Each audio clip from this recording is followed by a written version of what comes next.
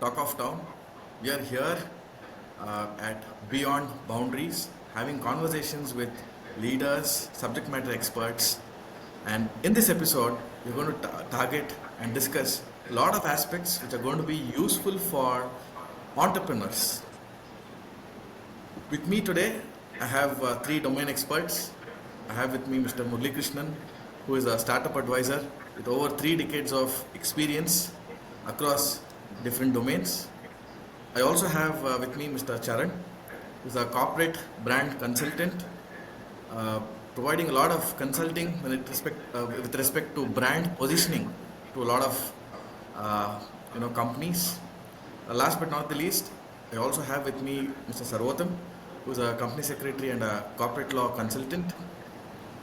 Uh, I'm sure this episode is going to give us a lot of insights, especially for startup founders and entrepreneurs at large.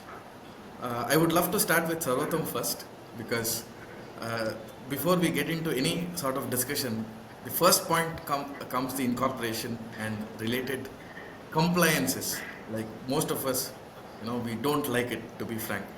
So, uh, assuming there are entrepreneurs watching this episode, what are the important things that they have to keep in mind so that they can avoid any sort of love letters from any of the departments?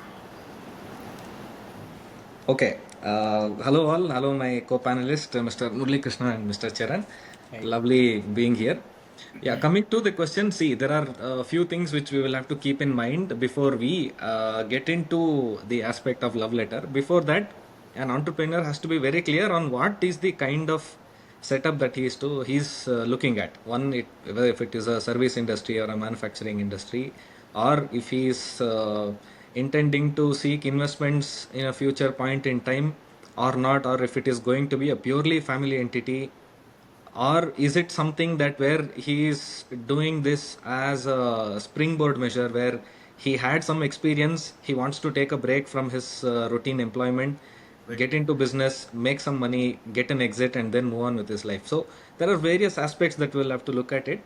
So why I'm saying all this is because the answer to all this question will eventually help us in understanding what is the right kind of entity that we can form.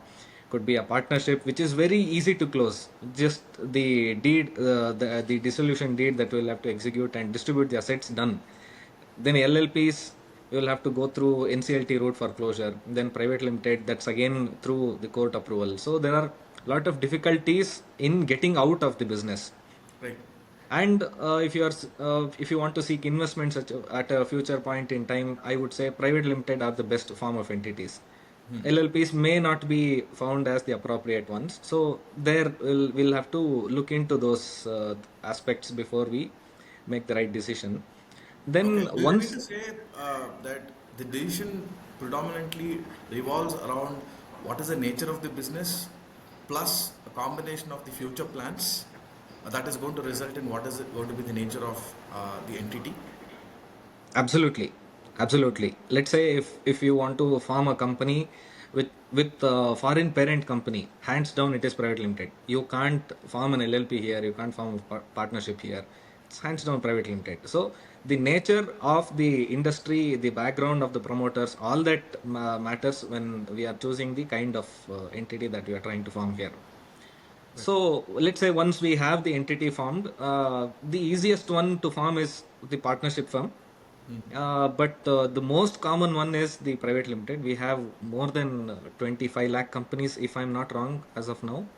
So the most common and the most convenient one is of course private limited. So let's say there is a private limited formed. There are a lot of compliances which we tend to overlook in the hurry of starting the business Right. or getting into marketing or getting into the initial aspects of getting into business. Yeah. So there are it might sound very small, but the issuance of share certificates after the company is formed, you'll have to do it within 60 days. You'll have to pay some stamp duty, bare minimum stamp duty. If you don't do it, you are liable for payment.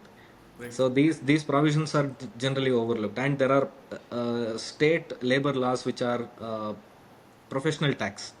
Right. So you'll have to register before the state professional tax authorities for the employer, and if there is any employee upfront, if you're hiring somebody, then you'll have to employee registration also is necessary to be done, and you'll have to start deducting the mandatory 200 300 per month, and you'll have to start remitting it. So there are n number of laws that we will have to look into. Those compliances will start kicking in the moment you receive your certificate of incorporation.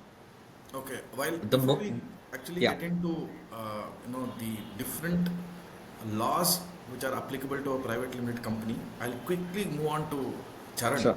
uh, because corporate brand consultant is again a very important domain to position yourself in the right way.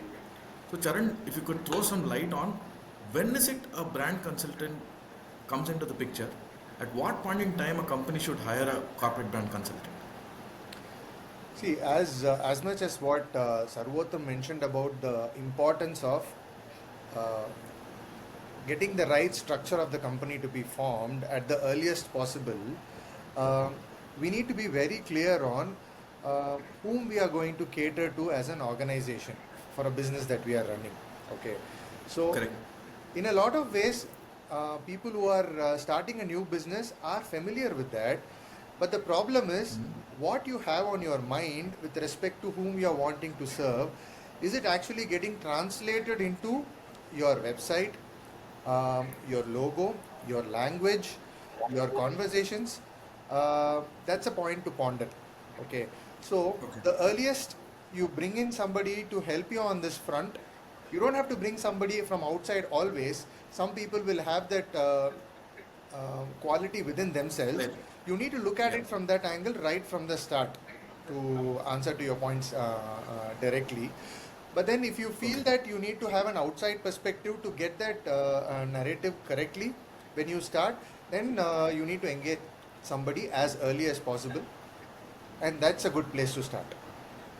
Okay. So that means the moment the incorporation is done, it's good to get in a corporate brand consultant because uh, the logo plays an important role for an organization. So that's the time we can always, get in a corporate brand consultant and possibly then move on to the next set of, tasks So, with, in as an fact, entrepreneur. one of the things that I commonly see with respect to people who are starting their businesses, I mean, I wouldn't call this as a mistake. I would call this as a passionate choice. When people wanting to start a business, they think the names, the ideas, the colors that they have on their mind could be the right one for what they are representing as a business. In some cases, True. that tend to become the right decision, but in a lot of cases, it sort of becomes like a gamble. Okay, because Right. when you give a name and when you give a brand logo to it, then it starts becoming your identity or the business's identity from that go. So there are two Correct. things people need to look at. One is giving a good thought with respect to naming your organization and designing your logo, and also thinking that this is not a spend. This is an investment in terms of what you are spending. Because at the end of the day, tomorrow you may want to redesign a website. You may go to a different consultant. Tomorrow you may want to engage a different advisor for you, or you want to scale. All of these things can change, but the cost for changing the name of the company or the logo that you are stuck with is going to be huge the longer you're going to take to make a change. So earlier the better in that Got it. front, actually. Got it. So prevention is better than cure is what you're trying to say. Absolutely, absolutely. Though an entrepreneur would get his colors in place, logos in place, the very next thing is obviously, he would want it to be trademark. Sarvotham would definitely throw some light on it a little later, but before that, we'll move on to Mr. Murli. Sir, you have been advising a lot of startups as a startup advisor. The advisory includes a lot of subdomains. So can you please throw a light on it? So first of all, thanks panelists and Helen for this opportunity. See, in startups, no, majority of the startup owners will have some idea to start with, but where they get stuck is how to develop that idea. What are all the different, people will come with, idea. They will be having clear idea about sales and marketing.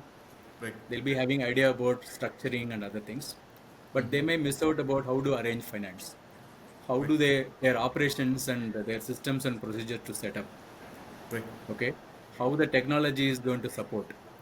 So which business, what is required for each business verticals.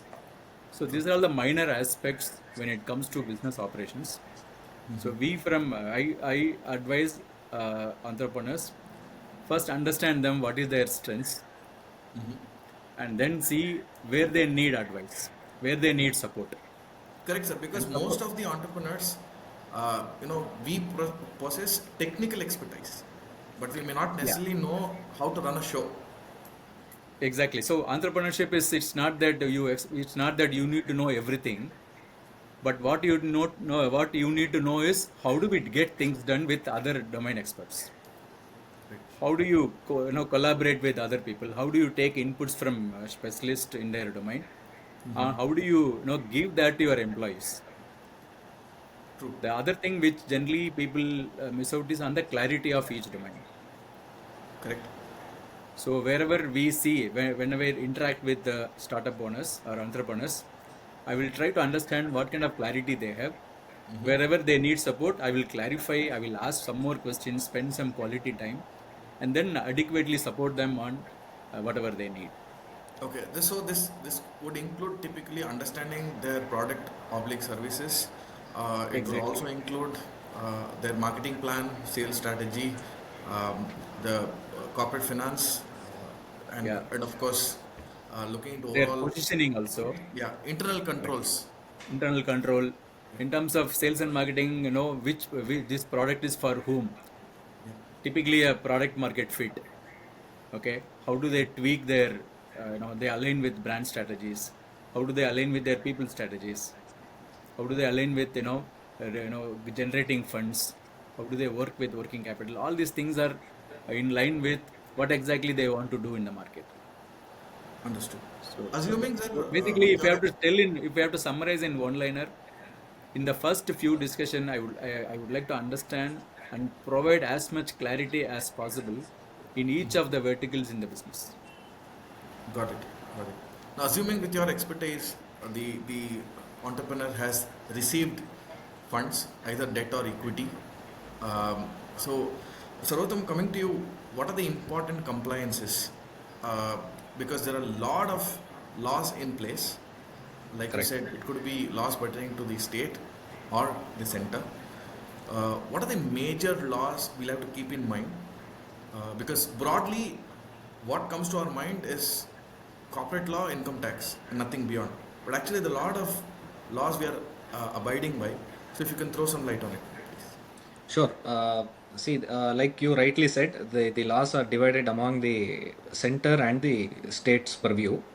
So when we are seeking funds, generally it's the central laws which are applicable, and more often than not, we tend to overlook the interplay of foreign exchange laws in terms of the funding. Let's say if it is an investor from abroad, it could be having Indian roots, but if he is having a foreign passport, more often than not the money that is coming in is foreign exchange. It is not the Indian rupees. Indian rupees is coming, there's absolutely no problem. You'll only have to comply with the company law and income tax, and then there are a lot of detailed procedure which the company law prescribes, which you will have to follow. Let me not really get into the nitty-gritties of it. But the foreign exchange loss is something that we'll have to be very clear about, because then you will get into a different level of non-compliance. First of all, it will be a non-compliance under company law for false declaration and all that, and then the foreign exchange loss will have a serious implication, and which may go up to the enforcement directorate level. uh, Touchwood, nobody goes into that stage, but yeah, that is an exposure which the founders have to be careful about. and there are state laws, and once the funding comes, obviously you will expand your horizon with respect to offering of your services, and for which you will need manpower. The moment you look about manpower and labor and then employees, your state laws will start applying, Got it. your PF, your ASI, and then every monthly compliances. Even if there is a non-compliance for even a single month, the exposure is the personal bank account of the founders can be freezed. That is the level to which the law can go. Got it. Not to forget income tax and GST. Of Once course, you of lost. course, they are the big brothers of the non-compliance watchdogs. But yeah, otherwise, the states and center, there are a lot of laws that we will have to be. You don't look into laws, you will ultimately incur loss. So that's what I can say. Well said, well said. So, coming back to you, Charan, so let us assume there is an existing company up and running. They are already doing business. They've been established maybe over 4 5 years now. They've been religiously selling their products and they've been making money. And at this point in time, uh, if they approach a brand consultant like you, what is the kind of value add you're looking at? What is that you're going to bring to the table? And how is it going to impact the company going forward in positioning their products in a better way? See, there are various aspects to this, Ellen. Okay. See, if we are, I'm taking an example of a company that is selling a product. Okay. There are multiple reasons for somebody to go buy that product. One could be the price. Another could be the quality. Another could be the availability. Another aspect could be the customer experience in terms of making that purchase. Or another could be, simply put, that I have an affinity towards the person who is running this brand through some network or somebody I know, so I am having a stickiness to this brand. Okay.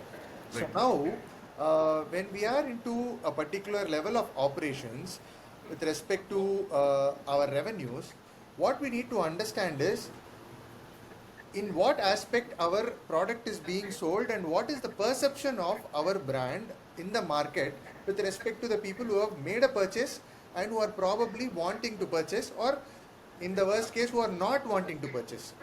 We need to have a Got it. look at it. This is not something like you go out and do a survey and find out. It is not always in that kind of a mode. In a lot of ways, you would find you buy a product. I mean, somebody buys a product and probably they don't come back to you, or somebody buys a product and they return the product and they ask for a refund or something like that. There is a kind of friction that happens.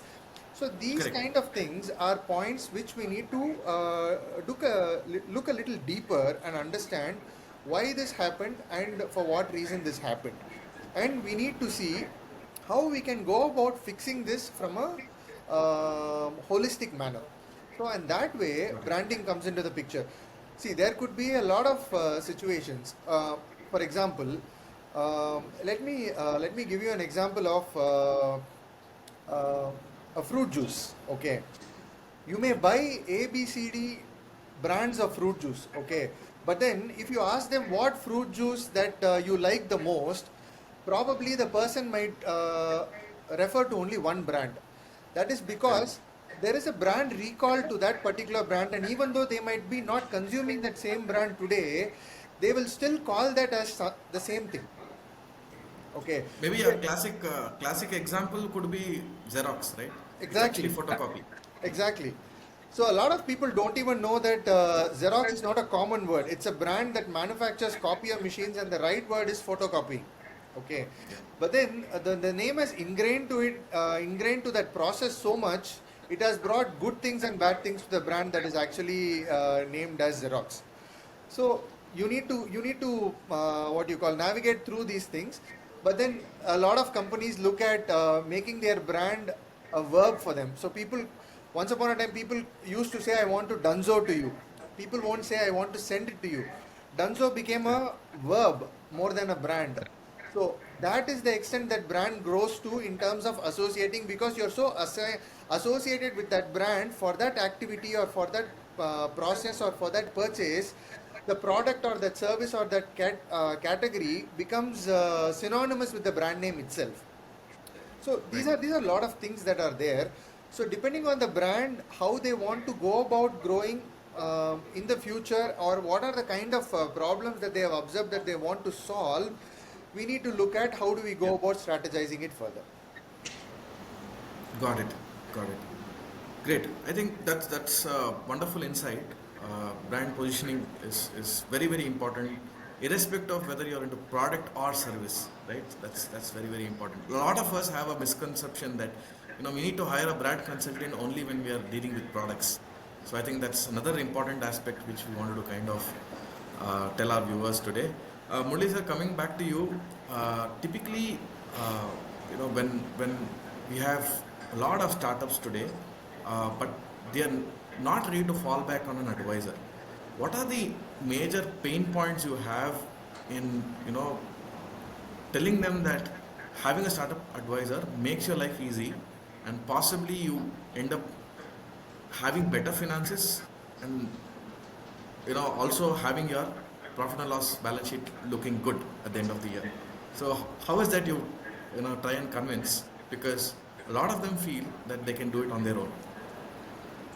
Exactly. See, when a owner starts their business, they come with a lot of enthusiasm and dreams and with a lot of energy. Yeah. So they think that they can do everything on their own because of their understanding of the business and then the passion. So I won't say anything wrong on that. Having said that, they miss out certain minor aspects of business which will impact heavily. Right. So one of the challenges which I face is people always think that paying to advisor is a expense, and also it's a time consuming for them. True. So my challenge is to once the entrepreneurs speak to me, then they will understand first discussion, second they will understand the importance of advisory, Right. and they will understand how important to see a lot of things in business. It's not in any particular sequence. Correct. Many things in business has to happen simultaneously.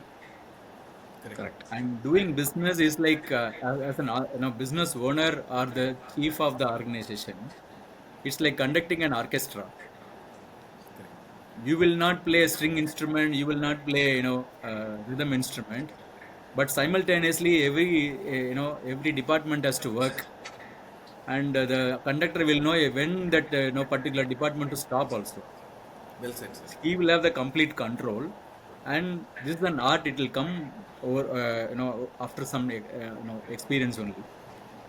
So being an advisor, we will tell what to do at what time, how much to do, what not to do, why it should not be doing. So there are a lot of small intricacies, and very professional advisor will advise an entrepreneur and take his mind share. "Hey, this is what is right, and you have to do right things," because in business many decisions are irreversible. Very Once true. you take and you reverse the decision, the cost and time is very high. It will impact the performance, it will impact launch, it will impact his team. So a lot of hidden impacts are there. So it is very essential that doing right thing at right time. For that, professional advisory is very much essential. Excellent, sir. In fact, I would like to add a point here. A lot of us as entrepreneurs would, many points in time during the journey, would need a sounding board. I think that is where Exactly. people like you act as a sounding board, where we can Yeah. reduce our pressures and pass on the pressure on your table. So that's another Since you important talked about aspect. sounding board, Ellen, I would like to mention one more thing. See, many time what happens, the founder will have two broad challenges. One, they will have an idea. Definitely, that's why they are in the business. Where they get stuck is forming long-term strategy, mid-term and short-term strategies. And after formation, this execution also is challenge. Right. So one person cannot do everything. And one of the another challenge which entrepreneurs finding is who is their number two, how much they can discuss with their second line in the initial days. Right. So he is all in all now, and he really needs someone to explain his strategies, his views, a dependable person. While they explain only, they will get lot of clarity. So Excellent, sir. having another matured person with them will help to form strategies, will get clarity, and the execution also it'll get, it'll help in a big way. Excellent, sir. So you're trying to say, even if you're an all-in-all Adagaraja, you still need a startup advisor. Yes, yes. Excellent, sir. I still remember this Sarvotham, example. back to you. Yeah, sir. Yes, Charan.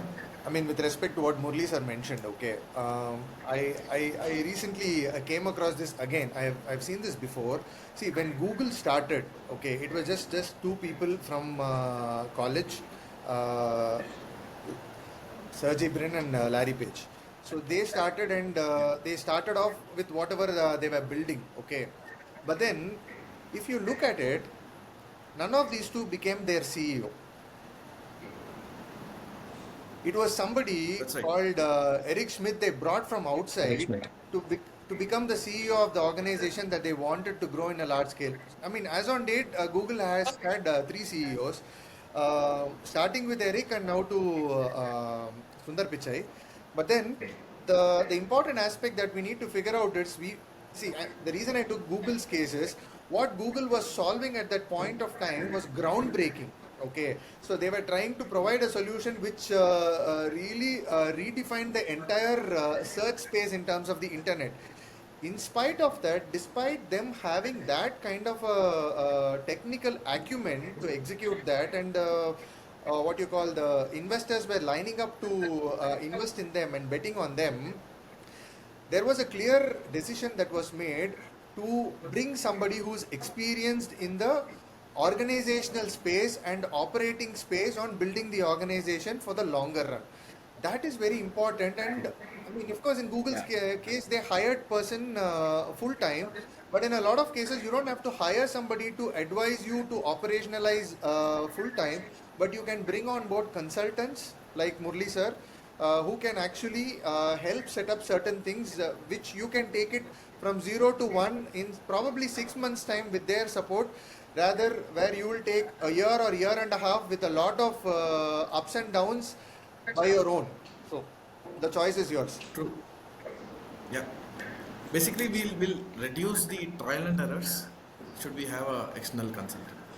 Correct. And if I may add to what the learned panelists were saying, we've seen in one of the cases that the entrepreneur was very excited with this new idea. The moment he got a good engineer, he thought, okay, he is going to add value. He promised him some X number of ESOPs. I'll give you sweat equity at the end of the third year.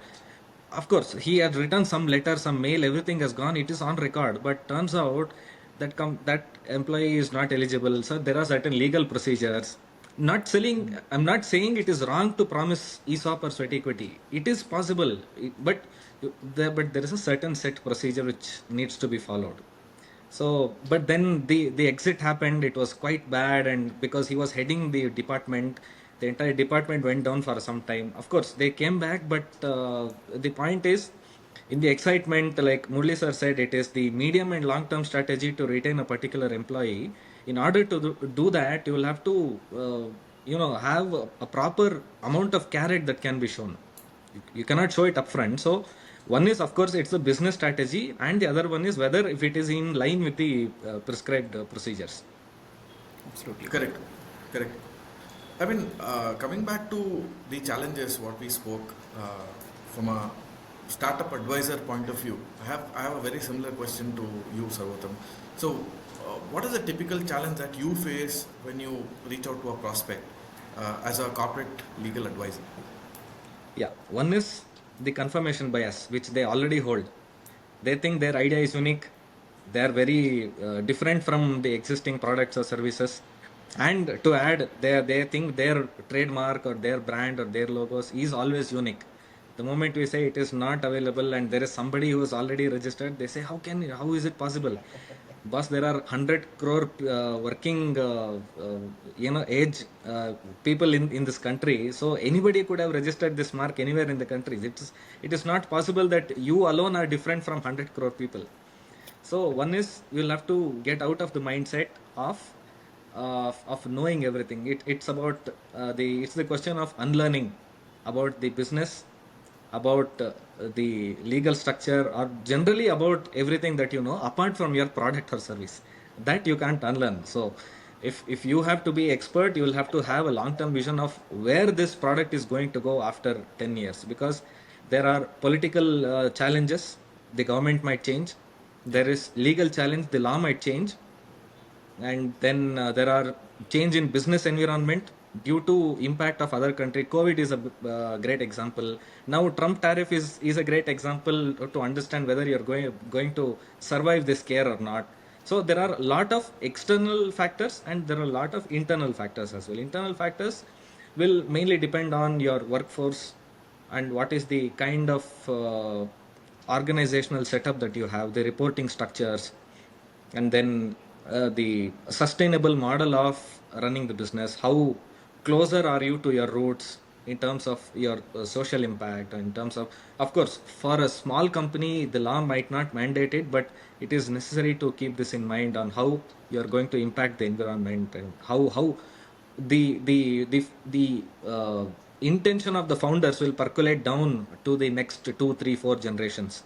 So somebody like Vijay Mallya, if you say he's writing a book, or rather I would say Ramalingaraju writing a book on corporate governance sitting in prison, that's the biggest irony in the world. So, and what kind of uh, standards that he is going to pass on to the next generation becomes very important. So founders have to be very clear on the, not only on the business and not only on the product and services, revenues, top line, bottom line.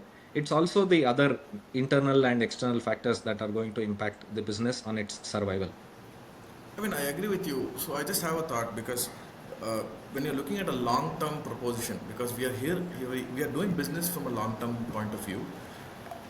The cost of, can I put it this way? The cost of compliance is less than 1% of cost of non-compliance, right? That kind of summarizes how important compliance is. Yeah. Thanks, Sarvotham, for this wonderful insight. Charan, last but not the least, the, I personally feel, uh, getting into a company as a brand consultant is one of the most difficult tasks, if you ask me personally. So, how is it that the clients you are working with uh, accepted to have a brand consultant? What are the results that they are looking at today? See, one primary aspect about it is in what part of your organizational journey you are wanting to get to speak to a brand consultant. Okay, are you wanting to speak from a position of growth, or are wanting to speak from a position of pain? Okay, so when a person looks for somebody for a solution from a position of pain, they know that they have been experiencing some kind of problems with respect to their business that they are running. They are not very clear like what all could be the reasons. Okay, so Right. because brand consulting is not about like okay, take that piece from that room and put it into this room and the room is lit. No, it doesn't work that objectively. There are a lot of aspects that come to it. Okay, so for a person who is scouting for things from a position of pain, then there are certain ways that we need to look at talking to them and understanding their pain points and how do we go about addressing them. So that is a different set of problem to deal with. Talking from a point of position of wanting to grow. Okay, see, when you are wanting to grow based on your limited resources within the organization, probably you are a 3-person team where one person is taking care of sales and marketing, one person is the techie guy, and the other person is a operations guy, for example. I'm just taking. So with this setup, and there is a product that you are churning out and providing it to customers, you will sort of start hitting a plateau, and you feel that this is not going beyond that threshold, and you need a certain push beyond this. So that is when you need to look at how do I go about making my product or my brand take to the next level. So in that case, how am I going to position myself? So to the larger audience, it could be related to opening ourselves to a wider audience spectrum, and how do I position myself to that spectrum. Simply put, let's say as of today I am selling a product and I am operating within Karnataka. Okay, Right. and I'm catering to the sensibilities of Karnataka. So now I'm wanting to expand to cater to the sensibilities of South India. Okay, Right. then there is a clear-cut growth expansion direction that you want to take, where what you have been doing for Karnataka might not work for Tamil Nadu, might not work for Andhra Pradesh, might not work for Telangana and Kerala. So there needs to be a clear-cut way of how do you want to appeal to the audiences through proper sensible branding for your product and also your brand. This is an example. Let's say if you're looking at going pan India, you want to look at going global. So there are Yeah. all sort of things that come into picture on how you are looking to position yourself in those perspectives. So That the means you're trying definition to of say growth that. is a different problem to solve. Understood. So that means you're trying to say that you position the brand in such a way that the brand gets the state permits and the national permits and the international permits to expand. You can say that. Good. Uh, I mean, I see a beautiful confluence between the three of you because as an entrepreneur, it's important to have an advisor. It's very, very important to have a corporate law advisor as well. And icing on the cake is to have a brand consultant who is going to have a direct impact on your sales and profitability in the long term. So thank you so much, gentlemen. It was a wonderful discussion today, and this is going to be a series of discussions. I'm not going to let you off after this episode. So to all the viewers, we're going to have many more episodes, many interesting insights, success stories when it comes to entrepreneurship. Stay tuned for much more insights. If you've liked this episode, do like, share, subscribe, and don't forget to comment. Thank you everyone for your patient hearing. Thank you, Alan. Lovely talking to you, and lovely having Mr. Murali and Mr. Charan on the panel. Thank you. Thank Yeah, you. same Ashok, here, for being the Sarvotham. host. Good to know you all. Thanks, Charan. Thanks, Ellen.